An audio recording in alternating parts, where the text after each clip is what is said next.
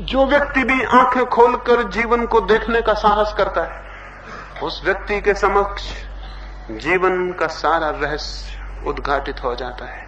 उस व्यक्ति के समक्ष जीवन में कुछ पाने जैसा नहीं रह जाता। उस व्यक्ति के समक्ष जीवन में कोई दौड़ नहीं रह जाती और न कोई भागना। जहां दौड़ नहीं है वहां कोई भागना भी नहीं है। जहां कोई आकर्षण नहीं है वहां कोई विकर्षण भी नहीं है। और जहां कोई राग नहीं है वहां कोई वैराग्य भी नहीं है। आंखें खोलकर अगर कोई जीवन को देखने में समर्थ हो जाए तो एक तीसरी, एक अत्यंत ही भिन्न दिशा का उद्घाटन होता है और उसके अतिरिक्त कभी कोई जीवन के दुख से और जीवन की पीड़ा से न मुक्त हुआ है और न हो सकता है। आंखें खोलकर देखना, दो मार्ग मैंने कहे, एक राग का मार्ग है, एक विराग का। तीसरे मार्ग को मैं कहता हूं वीतराग का। आंखें खोलकर देखना, जीवन मिला है। जीवन एक अद्भुत खोज है, एक अद्भुत लोक है जिसमें हम जागें और खोजें और देखें और स्मरण रखें, जिस चीज को भी पूरा पूरा देख लेंगे उससे ही मुक्त हो जाएंगे। जहां हम पूरा नहीं देख पाते वहीं रस सरकता रह जाता है और जहां जहां निषेध हो वहां वहां रस और भी पैदा हो जाता है। यहां इस दरवाजे पर हम लिख के टांग दें कि भीतर झांकना मना है, फिर यहां से निकलने वाला कोई भी इतना शक्तिशाली नहीं हो सकता कि बिना भीतर झांके की आकांक्षा लिए निकल जाए। बहुत कम लोग ही होंगे जो यहां से बिना झांके निकल जाएं, और निकल भी जाएंगे तो पछताएंगे। पीछे लौट के देखने के मन में आकांक्षा जगी रहेगी। मन सहज ही उत्सुक हो जाता है जहां निषेध। इसलिए जिसने भी अपने मन के ऊपर निषेध किया वो अपने हाथ से एक उपद्रव में पड़ जाएगा और पीड़ा भोगेगा। निषेध न करें, लेकिन इसका क्या यह अर्थ है कि भोग करें? क्या इसका यह अर्थ है कि जीवन जो कुछ भी दिखाए उसी में डूब जाएं और जीवन जो आकर्षण दे उन्हीं में विलीन हो जाएं? नहीं, आकर्षण है ही इसलिए कि बहुत गहरे निषेध है। अगर चित्त पर कोई निषेध ना हो तो आप हैरान हो जाएंगे, चित्त पर कोई आकर्षण भी नहीं रह जाता है। और अगर फिर भी मालूम पड़े कोई आकर्षण तो उस आकर्षण से भागे ना, उस आकर्षण से पीठ ना मोड़े, क्योंकि जिसने पीठ मोड़ी आकर्षण उसका पीछा करेगा। अगर कोई आकर्षण दिखाई पड़े तो फिर पूरी सजगता को लेकर उस आकर्षण को जानने ही चले जाएं। पूरी खुली आंख से उस आकर्षण के पर्दों को गिरने दें, उसके एक एक वस्त्र को गिरने दें और खोजें वहां तक जहां तक की हड्डी और मांस न आ जाएं और जहां सारा आकर्षण विलीन न हो जाए। अगर पैनी और खोजने वाली आंखें हों तो दुनिया में कोई आकर्षण ऐसा नहीं है जो राग सिद्ध न हो। लेकिन हम आंख बंद कर लेते हैं, या तो हम मोह में आंख बंद कर लेते हैं या हम द्वेष में आंख बंद कर लेते हैं। या तो हम आंख बंद कर लेते हैं तीव्र आकर्षण में और या हम आंख बंद कर लेते हैं तीव्र विकर्षण में। दोनों हालतों में आंखें बंद हो जाती हैं और बंद आंखें जीवन में सारे दुख का कारण है। कैसे आंख खोली जा सके? जीवन के सत्यों के प्रति कैसी आंख खोली जा सके? पहली बात, पहला सूत्र हमेशा स्मरण रखें, अगर दूसरे की शिक्षाओं को पकड़ के आपने जीवन में खोज की, आपकी आंख कभी नहीं खुल सकेगी। आपकी आंख कभी नहीं खुल सकेगी, क्योंकि जीवन के तथ्यों को आप किन्हीं सिद्धांतों की आड़ से देखना शुरू कर देंगे और तभी निष्पक्ष ना हो पाएंगे। अगर आप क्रोध को देखने गए, हजारों साल से सिखाया गया है क्रोध बुरा है। अगर आप सेक्स को देखने गए, सिखाया गया है सेक्स बुरा है। अगर इस बुरेपन के भाव को लेकर गए तो आप देख ना पाएंगे, क्योंकि देखने के लिए अत्यंत निष्पक्ष, अनप्रेजुडिस्ड, बिल्कुल तटस्थ मन चाहिए, और ये मन तो पक्षपात से भरा हो गया। और जहां पक्षपात है वहां देखना असंभव है। अगर मैं आपके पास आऊं ये सोच के कि ये बहुत बुरे आदमी हैं, तो मैं करीब करीब ये निष्कर्ष लेकर लौट जाऊंगा कि आप बुरे आदमी थे, और एक दूसरा आदमी आए ये निष्कर्ष लेके पहले से कि आप बहुत भले आदमी हैं, वो करीब करीब निष्कर्ष लेके लौट जाएगा कि आप बहुत भले आदमी हैं। वो जो खोजने आया था उसे खोज लेगा। जिंदगी बहुत बहुत जटिल है, उसमें सब कुछ है, बुरा और भला, उसमें अंधेरा है और उजाला है, उसमें छाया है और उसमें प्रकाश है, और कोई तथ्य ऐसा नहीं है जिसमें कि अंधेरा पक्ष ना हो और प्रकाश से भरा पक्ष ना हो। तो जो व्यक्ति जो पक्ष लेके जाएगा वो उस तथ्य में से वही बात निकाल लेगा, लेकिन पूरे सत्य से वो कभी परिचित नहीं हो पाएगा। पूरे सत्य से वही परिचित हो सकता है जो अत्यंत निष्पक्ष मन लेकर जीवन के तथ्यों का निरीक्षण करता है। तो क्रोध का निरीक्षण करें, लड़े नहीं, भोग ना करें। क्रोध आ जाए तो क्रोध में डूब ना जाएं, और क्रोध आ जाए तो राम राम राम राम जप के उससे बचने की कोशिश ना करें। क्रोध आ जाए तो उसका निरीक्षण करें, स्वागत करें। जीवन ने एक तथ्य भेजा है, उसको जाने और पहचाने। एक फकीर था, मरते वक्त उससे किसी ने पूछा कि तुम्हारे जीवन में सबसे बड़ी कौन सी घटना घटी? उस फकीर ने कहा, मेरे पिता मर रहे थे और उन्होंने मुझे मेरे पास बुलाया, तब मैं 13 वर्ष का था, और उन्होंने मेरे कान में कहा कि देख बेटे, मेरे पास तुझे देने को कुछ भी नहीं है, कोई संपदा मैंने इकट्ठी नहीं की, क्योंकि मैंने पाया कोई भी संपदा वस्तुतः संपदा नहीं, इसलिए मेरे पास तुझे देने को कुछ भी नहीं। लेकिन फिर भी एक बात जिसके द्वारा मैं धीरे धीरे फकीर रहते हुए भी बादशाह हो गया, एक बात जिसके द्वारा मेरे पास कुछ भी नहीं था फिर भी सब कुछ था, एक बात कि जिससे मेरे लिए और मेरे पीछे और मुझे देखकर बादशाहों को भी ईर्ष्या जगने लगी, वो बात मैं तुझसे कह दूं, शायद तुझे स्मरण रह जाए, शायद कभी तेरे बेवक्त काम आ जाए। तो उस युवक ने उनसे पूछा कि कौन सी बात? तो उसके पिता ने, मरते हुए पिता ने कहा था कि तब जब भी तेरे जीवन में कोई तथ्य आए, क्रोध, काम, वासना, कोई भी बात तेरे जीवन में आए, तो उसे मेहमान की तरह जानकर स्वागत करना, अतिथि की तरह जान के स्वागत करना, ना तो एकदम उसके प्रभाव में डूब के खुद को भूल जाना और ना उससे आंखें चुराना। स्वागत करना घर आए अतिथि का अत्यंत प्रेम से, और निरीक्षण करना बहुत गहरा, क्या क्या उसमें छिपा है। उस युवक ने जीवन भर इसका प्रयोग किया। मरते समय वो भी अपने मित्रों से कह सका कि अगर मुझे ये सूत्र न मिला होता तो मेरा जीवन पानी में खींची गई लकीरों की भांति व्यर्थ हो जाता, लेकिन मैंने जीवन के एक एक तथ्य का अत्यंत धैर्यपूर्वक स्वागत किया, निरीक्षण किया, ऑब्जर्वेशन किया, देखा, और मैं हैरान हो गया।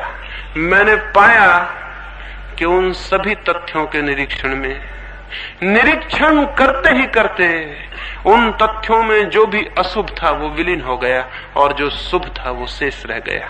क्रोध के भीतर भी कुछ है, क्रोध के भीतर भी कुछ है जो बच जाए, क्रोध के भीतर भी कुछ है जो बच ही जाना चाहिए। जिस व्यक्ति में क्रोध ना हो उसमें कोई तेज ही नहीं होता, उसमें कोई तेजस्विता नहीं होती, उसके भीतर कोई पोटेंसी नहीं होती, वो नपुंसक होता है, इम्पोटेंट होता है, उसके भीतर कोई बल नहीं होता, उसके भीतर कोई ओज नहीं होता।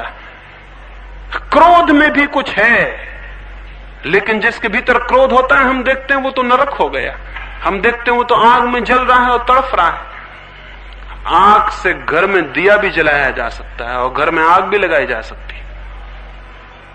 इससे आग न तो बुरी हो जाती कि उससे आग लग जाती है और घर जल जाता है, लेकिन उससे दिया भी जलाया जा सकता है और अंधेरे में प्रकाश भी किया जा सकता है। आग में कुछ है जो बचाया जा सकता है, आग में कुछ है जो छोड़ा जा सकता है।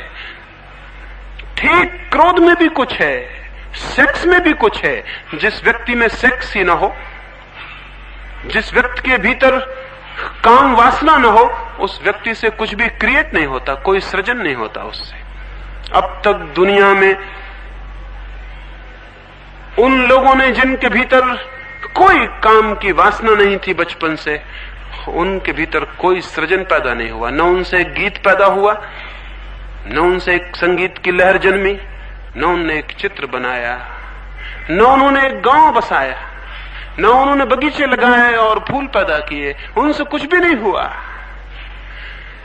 जीवन में जो भी सृजनशीलता है, जो भी क्रिएटिविटी है, वो सेक्स का हिस्सा है।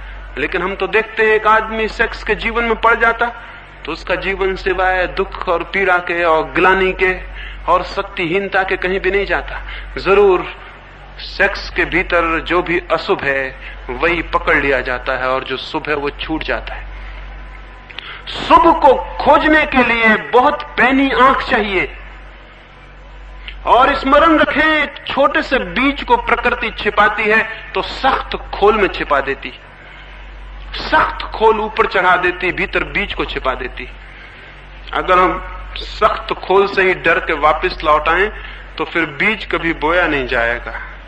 लेकिन हम जानते हैं सख्त खोल बीज की दुश्मन नहीं है, बीज की सुरक्षा है।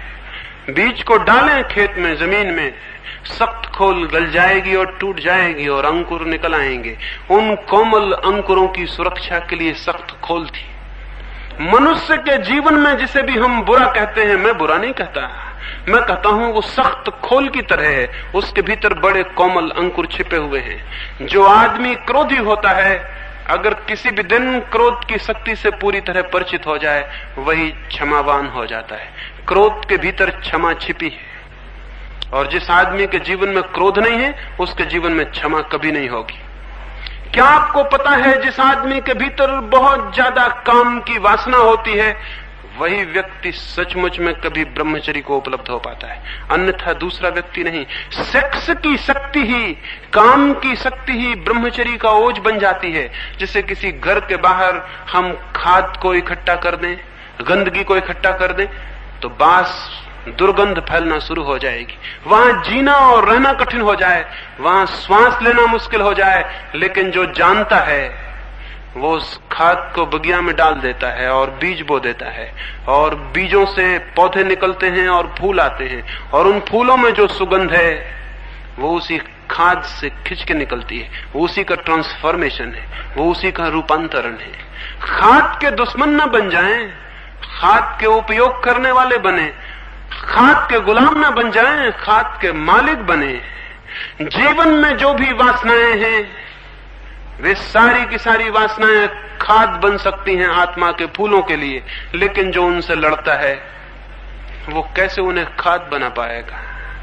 और जो उनमें डूब जाता है वो दुर्गंध में डूब जाता है, और जो उनसे भागता है वो सुगंध से वंचित रह जाता है। समझ लें, फिर से दोहराता हूं, जो खाद में डूब जाता है वो दुर्गंध में डूब जाता है, और जो खाद से भागने लगता है वो सुगंध से वंचित रह जाता है। जो खाद का उपयोग करता है और खाद को रूपांतरित करता है, वो दुर्गंध से मुक्त होता है और सुगंध को उपलब्ध होता है। जीवन का भी सूत्र यही है। जीवन में जो भी है परमात्मा के जीवन में, वो जो भी मिला है प्रकृति से, वो सब छिपा हुआ सौभाग्य है। उससे घबराएं ना, उससे भागे ना, उसमें डूब भी ना जाएं। फिर क्या करें? उसका निरीक्षण करें, उसके साक्षी बने, उसका ऑब्जर्वेशन करें, उसे देखें, उसे पहचानें, उसे सब तरफ से खोजें और उससे परिचित हों। उसमें कुछ भी अपरिचित ना रह जाए। जिस दिन क्रोध को कोई पूरा जान लेता है, क्रोध से मुक्त हो जाता है।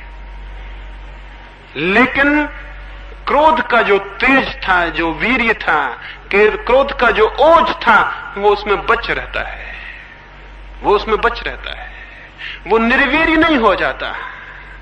जो काम को, सेक्स को पूरा समझ लेता है, सब तरफ से उसे खोजता है, देखता है, निरीक्षण करता है, बारीक से बारीक उसके पहलू में प्रवेश करता है, सूक्ष्म से सूक्ष्म उसको पहचानता है, वो सेक्स से मुक्त हो जाता है। उसी के भीतर ब्रह्मचर्य का जन्म होता है, उसी के भीतर वो सारी शक्ति दिव्य ऊर्जा में बदल जाती, तो मैं आपसे निवेदन करूं, तीसरा है मार्ग, न तो भोग का, न दमन का, वरन रूपांतरण का, ट्रांसफॉर्मेशन का। और रूपांतरण होता है निरीक्षण से, ऑब्जर्वेशन से। क्या आपको ख्याल है, क्या आपको पता है कि जैसे ही हम चीजों को देखना शुरू करते हैं, एक बुनियादी अंतर शुरू हो जाता है, जीवन में एक बुनियादी अंतर शुरू हो जाता है।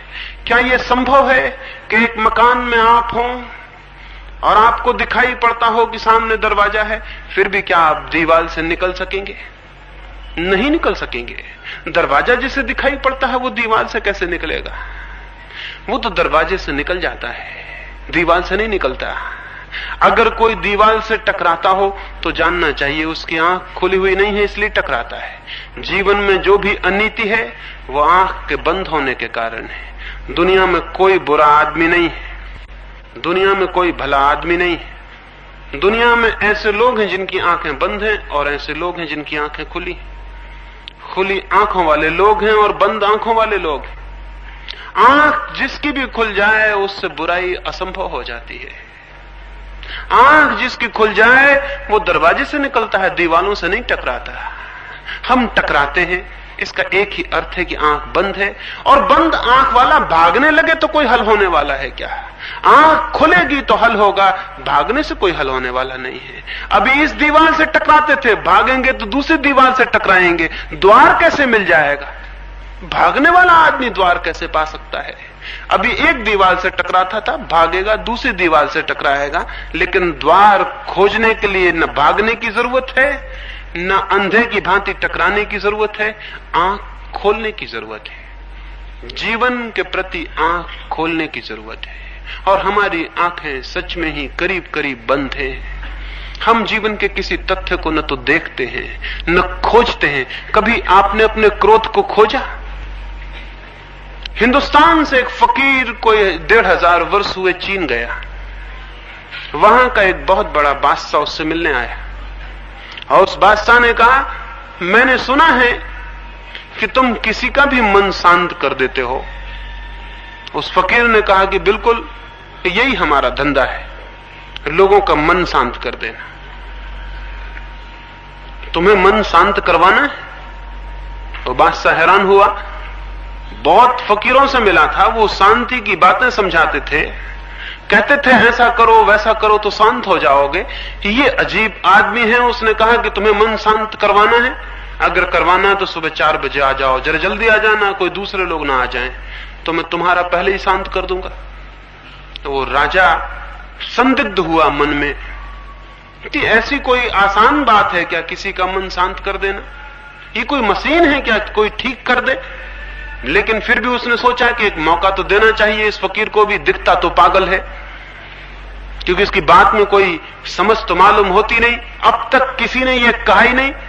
वो सीढ़ियां उतरने लगा उस मंदिर के जिसमें फकीर ठहरा था। बीच में फकीर ने चिल्ला कहा कि सुनो, कल आओ तो ख्याल से अपने अशांत मन को शांत ले आना, नहीं तो हम शांत क्या करेंगे। राजा और हैरान हुआ कि जब मैं आऊंगा तो मन तो मेरे साथ ही होगा, ये कहने की क्या जरूरत थी। एक आदमी पागल मालूम होता है। दूसरे दिन 4 बजे क्या 3 बजे ही राजा पहुंच गया। कौन नहीं अपने अशांत मन को शांत करवा लेना चाहेगा। आप भी होते, आप भी पहुंच गए होते। और मुफ्त में हो रहा था, कुछ काम भी वो करवा नहीं रहा था, कुछ धन नहीं ले रहा था, कुछ मांग नहीं रहा था, कुछ छीन नहीं रहा था। वो पहुंचा, उस फकीर ने पूछा कि ले आए अपना मन? उस राजा ने कहा, ये भी क्या हैरानी की बात करते हैं, मैं आया तो मन भी आ गया। उसने कहा, इतना आसान मामला नहीं है कि तुम यहां आ गए तो तुम्हारा मन भी आ गया हो, ये जरूरी नहीं है। आदमी कहीं होता है, मन उसका कहीं होता है। अभी आप ही यहां बैठे हैं, कोई जरूरी थोड़ी कि आपका मन भी यहीं बैठा हो। आप यहां हो और मन कहीं और हो। 100 में 99 मौके तो यही है कि मन कहीं और होगा। आदत मन की कहीं और ही रहने की है। तो उस फकीर ने कहा कि जरूरी नहीं है, आंख बंद करो। उस फकीर के कहने पर उस राजा ने आंख बंद की। उस फकीर ने कहा कि मैं तो ये देखता हूं कि तुम एक चम्हार की दुकान पर खड़े हुए हो। सच बात थी, वो रात भर से सोच रहा था, उसके जूते खराब हो गए थे और वो सोच रहा था कि एक चम्हार के यहाँ सुबह से जाके जूते खरीद लिए जाएं। तो वो आ तो गया था फकीर के यहाँ। मन की शांति उतनी मूल्यवान भी कहाँ है, जूते खरीदना बहुत बड़ी बात है। तो आ तो गया था मन शांत कराने, लेकिन सोच रहा था जूते खरीदने की बात। उस फकीर ने कहा कि मैं तो देखता हूं कि तुम जूते खरीद रहे हो दुकान पर, अभी दुकान भी नहीं खुली और तुम पहुंच गए, और अभी चमार उठा भी नहीं और आप हाजिर हैं। और राजा घबराया। उसने कहा कि आप कहते तो ठीक है, मेरा मन तो वहीं चला गया था। उसने कहा इसीलिए मैंने कहा था कि तुम मन ले आना, अब तुम मन ले आओ, आंख बंद करो, मन यहां आने दो और खोजो मन के भीतर की अशांति कहां है, और जैसे अशांति पकड़ में आ जाए मुझे बता दो, मैं उसे हमेशा के लिए समाप्त कर दूं। उस राजा ने आंखें बंद की। उस नीरव सन्नाटे में सुबह वहां और कोई भी न था, रात थी, अभी तो गहरी अंधेरा था, और वो फकीर अद्भुत सामने बैठा था, और वो एक डंडा हाथ में लिए था, और उसने कहा कि जैसे तुमने बताया कि यहां अशांत है कि मैं उसे डंडे से बिल्कुल ठीक ही कर दूंगा। पागल आदमी से पाला पड़ गया था, और राजा डरा हुआ आंख बंद करके भीतर खोजने लगा कि अशांति कहां है। वो जैसे जैसे खोजने लगा वहां कोई अशांति पकड़ में आती भी नहीं थी। कोई आधा घंटा ये चला होगा। उस फकीर ने डंडे से उसको धक्का दिया और कहा बहुत देर लगा रहे हो, पकड़ो कहां है अशांत मन। उसने कहा मैं बहुत मुश्किल में पड़ गया, मैं उसे खोजने जाता हूं, वो मिलता नहीं। उस फकीर ने कहा कि जाओ, मैंने शांत कर दिया, और तुम्हें सूत्र कह देता हूं, अशांति को खोजना, अशांति विलीन हो जाएगी। अभी तुम खोजते हो, मिलती नहीं। तुम जिस चीज के प्रति भीतर जाग जाओगे और खोजने लगोगे वो विलीन हो जाएगी, क्योंकि जागा हुआ आदमी का मन दिए की ज्योति की तरह हो जाता है। अगर आपके घर में अंधेरा हो और मैं आपसे कहूं एक दिया जला के खोजें कि अंधेरा कहां है, तो जिस कोने में आप दिया लेके जाएंगे वहीं से अंधेरा विलीन हो जाएगा। आप कभी दिया लेके अंधेरे को खोज नहीं सकते। अभी तक सूरज इतने दिनों से रोज सांझ सुबह डूबता निकलता है, खोज रहा है, अभी तक मिल नहीं पाया अंधेरे से। अभी तक सूरज खोज नहीं पाया कि अंधेरा कहां है। वो जहां मौजूद होता है वहीं अंधेरा विलीन हो जाता है। ज्ञान ने अब तक कोई अंधेरा नहीं जाना है भीतर। खुली आंख भीतर कोई अंधेरा नहीं जानती, कोई पाप नहीं जानती। तो आंख खोलें और भीतर खोजें कि कहां है क्रोध, और जब क्रोध उठे तो उसका निरीक्षण करें, और जब वासना मन को पकड़े तो उसका निरीक्षण करें, देखें, खोजें, पहचानें। दो खुली आंखों को भीतर ले जाएं। हमारी आंखें सारी दुनिया को देखती हैं, पड़ोसी को देखती हैं, दूर दुनिया में रहने वाले आदमी को देखती, लेकिन खुद को देखने के लिए हमारी दो आंखें बिल्कुल काम में हम नहीं लाते। सारी दुनिया को देखना चाहते हैं, सारी दुनिया के आलोचक बनना चाहते हैं। आलोचक का मतलब जिसने अपनी आंखें दूसरे पर जोर से जमा दी। लोचन का मतलब आंख होता है, आलोचक का मतलब होता है जोर से आंख किसी पर लगा दे। ऐसे आदमी को हम लुच्चा भी कहते। लुच्चे का भी मतलब ही होता है जो कोई जोर से किसी पे आंख गड़ा दे, उसको हम कहते हैं बहुत भद्दे ढंग से देख रहा है। आलोचक और लुच्चे एक जैसे ही होते हैं, कोई फर्क नहीं होता है। दूसरे को बहुत गौर से देखना, लेकिन एक और तरह का जीवन भी होता है, खुद को ही बहुत गौर से देखना। जितनी तीव्रता से हम खुद को देखने लगे और खुद के जीवन की वृत्तियों का निरीक्षण और खोज करने लगे, उतना ही आप हैरान हो जाएंगे। एक बहुत अद्भुत सूत्र का जन्म होगा। दिखाई पड़ेगा कि जैसे ही देखना शुरू किया, जो जो व्यर्थ था वो क्षीण होने लगा, जो जो सार्थक था वो उभरने लगा, जो जो विसंगीत था वो विदा होने लगा, जो जो संगीत था उसकी ध्वनियां आने लगी, जो जो दुर्गंध थी वो जाने लगी, जो जो सुगंध थी उसके फूल खिलने लगे। मनुष्य की आत्मा में बहुत है, बहुत। उसे हम बाहर से भरना चाहते हैं, हम पागल हैं। इसलिए वो कभी बाहर से भर नहीं सकती, भर सकती है भीतर से, लेकिन भीतर अभी बीज पड़े हैं। उन बीजों को अगर हम फूल बना सकें तो भीतर एक बगिया बन जाए और भीतर सब भर जाए। लेकिन उन बीजों को हम फूल नहीं बना पाएंगे, क्योंकि जिसने कभी अपने भीतर जाके देखा भी ना हो वो अपने भीतर के बीजों को कैसे खोजेगा? वो उस खजाने को कैसे खोजेगा जिसके ऊपर ही बैठा हुआ है? एक गांव में एक भिखमंगा मरा, वो 30 वर्ष से एक ही जगह बैठ के भीख मांग रहा था। उसने बहुत भीख मांगी थी, लेकिन भीख मांगने से कहीं कुछ होता है? भीख मांगने से कभी कोई समृद्ध होता है? वो भी समृद्ध नहीं हुआ था, मर गया। एक ही जगह बैठा रहा था अपने गंदे कपड़े फैलाए हुए। तो मोहल्ले के लोगों ने सोचा उसको तो दफनाएं, उसके कपड़ों को जलवाएं, और उन्होंने सोचा कि 30 वर्ष तक ये भिखमंगा यहां उपद्रव करता रहा, बैठा गंदगी फैलाता रहा, तो इस जमीन को भी थोड़ा बहुत खोद के हटा दें और दूसरा मिट्टी लाके इस पे डाल दें। तो उन्होंने 1-1 फीट, 4-6 फीट का हिस्सा जमीन खोदी। खोदते ही वो हैरान रह गए, उस 1 फीट नीचे ही बहुत बड़ा खजाना गड़ा हुआ था। और वो भिखमंगा 30 साल उसी खजाने पर बैठा हुआ भीख मांगता रहा, लेकिन उसने कभी जमीन ही न खोदी जिस पर वो बैठा हुआ था। और हम में से भी मुश्किल से कभी कोई उस जमीन को खोदता है जिस पर हम बैठे हुए हैं। और वहां निश्चित खजाने हैं, उन्हीं खजानों को तो कोई क्राइस्ट पा लेता है, कोई मोहम्मद, कोई कृष्ण, कोई राम, कोई बुद्ध, कोई महावीर।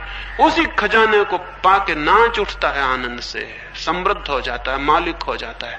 और हम उसी खजाने पे बैठे भिक्षा पात्र लिए भीख मांगते रहते हैं। और 30 साल बाद, जब 30 साल के अभ्यास से हम खूब बड़े भारी भिखमंगे हो जाते हैं और मरते हैं, तो हमारे मरने के बाद दूसरे लोग जमीन साफ करने के लिए और हमको हटाने के लिए इंतजाम करेंगे। लेकिन हम खुद कभी भी इस ख्याल से नहीं भरते कि जब मैं पैदा हुआ हूं और मेरे भीतर जीवन इतनी लहरें ले रहा है और मेरे भीतर प्राण थिरक रहे हैं और मेरे भीतर एक चेतना है, एक होश है, एक आत्मा है, मैं जीवित हूं, जीवंत हूं। जब मेरे भीतर जीवन लहरें ले रहा है, तो कहीं इस जीवन के लहरें लेते हुए व्यक्तित्व के पीछे ही कोई सागर तो नहीं छिपा, कोई खजाना तो नहीं छिपा? मैं वहां जाऊं और खोजूं, मैं वहां पहुंचूं और जागूं, तो शायद खजाना 1 फीट से ज्यादा दूर नहीं है। एक छोटी सी कहानी और मैं अपनी चर्चा को पूरा करूंगा। खजाना बहुत निकट है उनके लिए जो आंखें खोलते हैं और उस जमीन को खोदते हैं जिस पर खड़े हैं। क्रोध पर आप खड़े हैं, सेक्स पर आप खड़े हैं, शत्रुता पर आप खड़े हैं, घृणा पर आप खड़े हैं, द्वेष पर आप खड़े हैं। इस सब को खोदें। यही जमीन है जिस पे आप खड़े हैं, जिस पे कोई भी खड़ा है, इसको खोदें। हो सकता है कि बहुत ही थोड़ी गहराई पर खजाने मिल जाएं। कोलोराडो का नाम सुना होगा। वहां जब सबसे पहले आज से कुछ वर्षों पूर्व सोने की खदानें मिली, तो वहां एक बड़ी अद्भुत घटना हुई। वहां एक घटना हुई, सोने की खदानें मिली थी, लोग जमीनें खरीद रहे थे कोलोराडो में, और जो थोड़ी बहुत जमीन भी खरीद लेता था वही अरबपति और धनपति हो जाता था। ऐसा सोना उगल रही थी जमीन। जिनके पास जितना पैसा था उन्होंने उतना पैसा लगा के जमीनें खरीद ली। एक बहुत बड़े करोड़पति ने सोचा छोटी मोटी जमीन क्या खरीदूं। उसने अपनी सारी फैक्ट्री बेच के, सारे धन दौलत बेच के अपना मकान तक बेच दिया और किराए के मकान में चला गया। और उसने कोई 1 करोड़ रुपया लगा के एक पूरी पहाड़ी खरीद ली। उस पहाड़ी पर उसने बड़े बड़े खोदने के यंत्र ले गया और खुदाई शुरू हुई, और दुर्भाग्य भी शुरू हुआ। खुदाई होती गई, पत्थरों के सिवा वह उस पहाड़ी पर कुछ भी हाथ न लगा। आसपास ही लोगों ने छोटे छोटे खेत खरीद लिए थे और उन खेतों में सोना मिला था, और उस पहाड़ी पर कुछ भी नहीं था। वो पहाड़ी बिल्कुल खाली मालूम होती थी। घबराहट फैल जानी स्वाभाविक थी। उसके परिवार के लोग तो मूर्छित होने लगे और उन्होंने कहा कि क्या पागलपन किया। चलती रोजी थी, कमाई अच्छी थी, वो सब बर्बाद हो गई। और एक पत्थर का पहाड़ खरीद लिया उस आदमी ने, लेकिन साहस न खोया और वो खुदाई करता ही गया और करता ही गया। लेकिन सारे घर के लोग उसे पागल कहने लगे। घर में खाने पीने तक की मुश्किल खड़ी हो गई। उस पहाड़ से कुछ भी नहीं निकल रहा था सिवाय पत्थरों के। मजदूरों को पैसा चुकाना भी मुश्किल हो गया था, और जो यंत्र पहाड़ पे चढ़ाए थे उन्हें उतारने के लायक पैसे भी उनके पास नहीं रहे थे। उसने विज्ञापन किया कि मैं अपने पूरे पहाड़ को मैं यंत्रों के बेचना चाहता हूं, और उसने 2 करोड़ रुपया दाम रखा। उसके घर के लोगों ने, उसके मित्रों ने कहा कि तुम क्या पागल हुए हो, तुम्हारे दुर्भाग्य और दुर्घटना की खबर सारे मुल्क में पहुंच गई, कौन इसे खरीदेगा। अब मुश्किल है कि कोई पागल इस चक्कर में फंस जाए जिसमें तुम फंसे। उस आदमी ने कहा ऐसा मत सोचो, मुझसे भी बड़ा कोई पागल हो सकता है। और एक आदमी मिल गया जो उसे 2 करोड़ में खरीदने को राजी हो गए। उसके घर के लोगों ने कहा कि तुम आंखें रहते हुए क्या अंधापन कर रहे हो, एक आदमी डूब के टकरा के मर गया उसी पहाड़ से और तुम भी वही कर रहे हो। उस आदमी ने कहा हो सकता है एक ही हाथ खोदूं और सोने की खदान आ जाए। जहां तक खोदा गया वहां तक सोना नहीं है, ये जाहिर है, लेकिन उसके आगे नहीं है, ये किसने कहा। निश्चित ही लोगों ने कहा तुम्हारा दिमाग खराब है, अपने हाथ से मुश्किल में पड़ते हो। उसने वो पहाड़ खरीद लिया, और आश्चर्य की बात है 1 ही फीट के बाद खदान शुरू हो गई।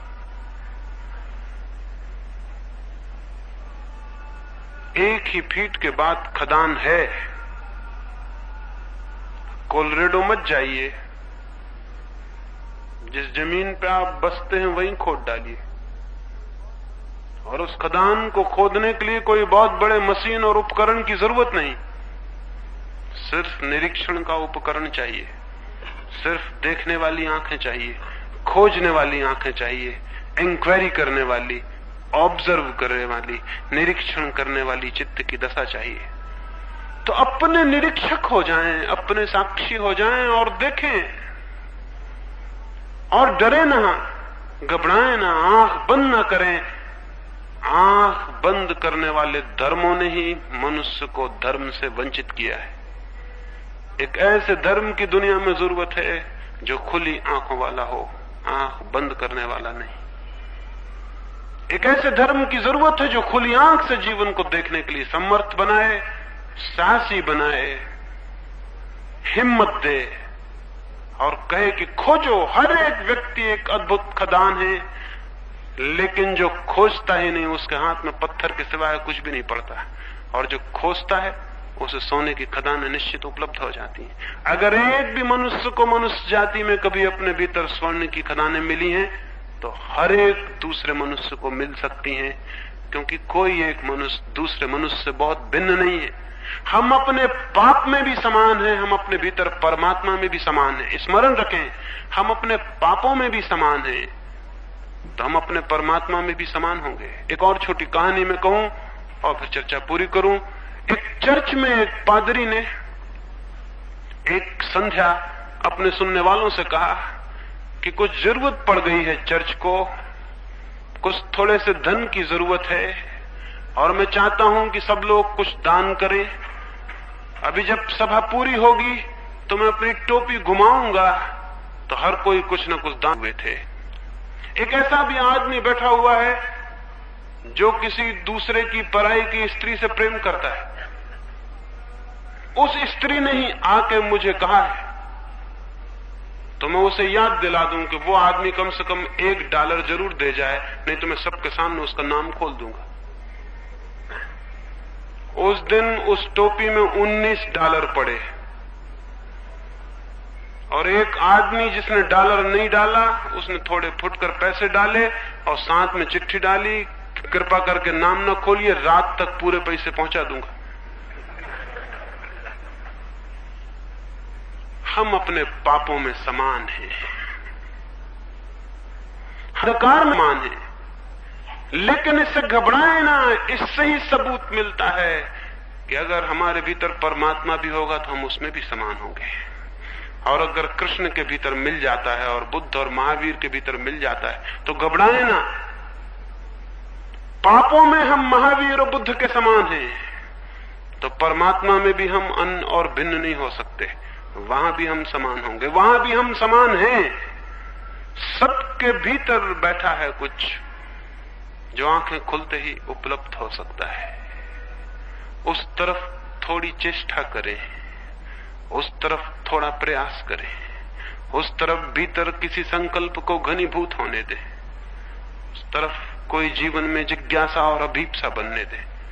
और स्मरण रखें, संसार की दिशा में कोई कितना ही प्रयत्न करे सफल नहीं हो सकता, क्योंकि वो दिशा भीतर को भरने में असमर्थ है। और परमात्मा की दिशा में कोई अल्प भी प्रयत्न करे तो निश्चित सफल हो जाता है, क्योंकि वो उसको उघाड़ देती है जो भीतर मौजूद है। कुछ पाना नहीं है, उघाड़ना है। परमात्मा बहुत निकट है, सिर्फ देखने वाली आंखें चाहिए। और ये देखने वाली आंखें कहां से लाइएगा? जिसको हम पाप कहते हैं उसी पाप के प्रति जागिए तो देखने वाली आंख पैदा हो जाएगी, और देखने वाली आंख पैदा हो जाए तो पाप विलीन हो जाता है, और जो शेष रह जाता है वही परमात्मा है। मेरी इन बातों को इतनी शांति और प्रेम से सुना है, उससे मैं अत्यंत अनुग्रहित हूं, और सबके भीतर बैठे परमात्मा को प्रणाम करता हूं। मेरे प्रणाम